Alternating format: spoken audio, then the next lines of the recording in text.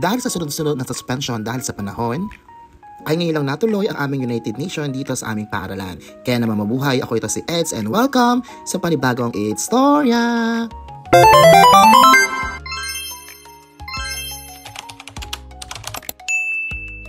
Huli man daw at magaling, naihabol din. Kaya naman tuloy ang United Nation 2025. Ang grade 12 naman, Makulay at masayang isinagawa at tagumpay na nairaos ang aming United Nation dito sa Talipan National High School sa pangunguna ng Araling Panlipunan Department. Makulay at mahusay ang bawat kasuotan ng bawat kandidato at kandidata sa patimpalak na Mr. and Miss United Nation. Talaga namang pinaghandaan nila ang kanilang mga kasuotan, suot ang kanilang national costume ng mga bansang kanilang kinakatawan.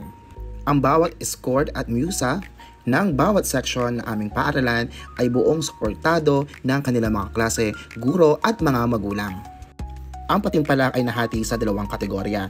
Ang unang kategorya ay binubuo ng mga junior high school student at ang kategoryang pangalawa naman ay binubuo ng mga senior high school student. Layunin ng programang itong ipakita ang nagkakaisang bansa sa kabila ng mga isyong nagaganap sa ating lipunan at isyong pandaigdigan. Naimbitahan din ang mga former winners ng United Nation 2024 upang ipasa ang corona para sa mananalo sa taong ito. Mi corazón, España!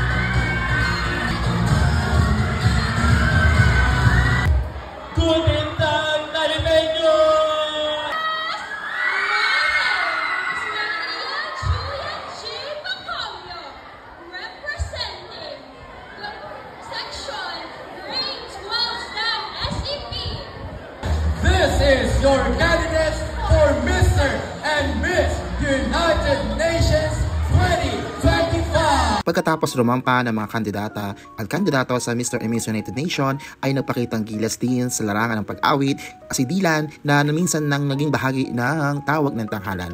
Habang nagpapahinga ang aming mga candidates ay tumako naman kami sa ikalawang bahagi ng programa. Ito ang Histo Disguise kung saan ang mga mag-aaral ay ginaya ang mga sikat na personalidad na nagkaroon ng malaki ambag sa bawat bansa at sa buong mundo.